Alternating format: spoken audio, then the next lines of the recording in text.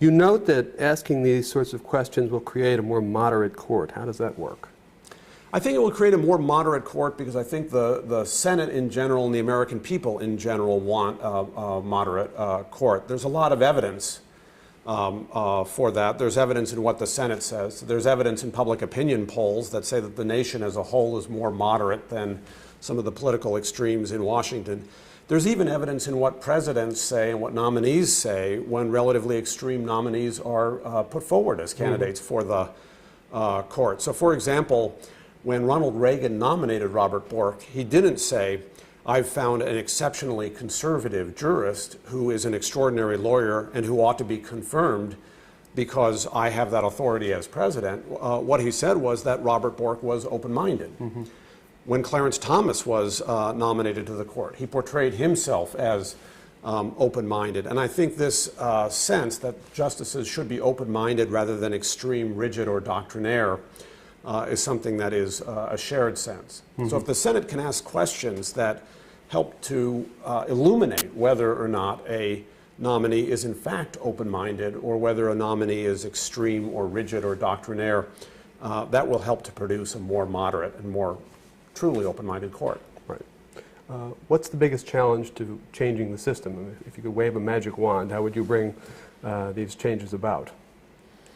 Well, I think the biggest challenge to changing the system is the understanding, not only in the Senate, but in the American body politic, among journalists, among people who watch the governmental system, of what it is that judges do. Understandably, we want to believe, and indeed one point of the book is it's right to believe, that judges are different from ordinary elected politicians. And this leads people to think, well, judges ought not to be assessed the same way that politicians are. That's true, but it's a mistaken inference from that, that you can assess judges without getting into their values at all. That's not true.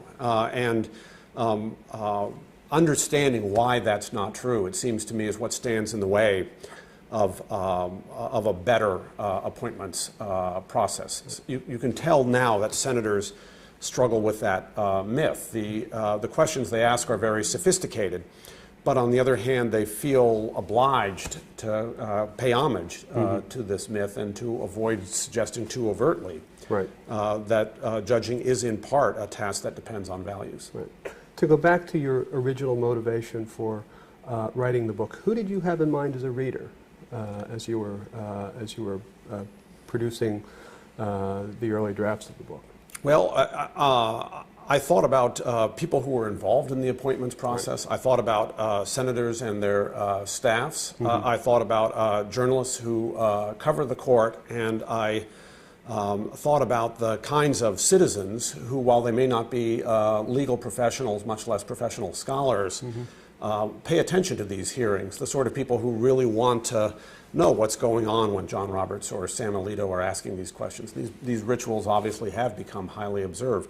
I also hope the book will be of interest to scholars in the field, but it's really that larger audience that I had in mind. Right. And what do you hope readers will take away from the book? I think the basic points are that values matter to judging. Judges can't be simply like baseball umpires. Presidents have taken that into account, and senators need to take that into account. And for that reason, the hearings need to be focused on judicial philosophies. The burden has to be on the nominee to demonstrate to senators that their judicial philosophy is indeed moderate in a way that's appropriate to the court. Okay. Well, thank you very much. Thank you, Peter.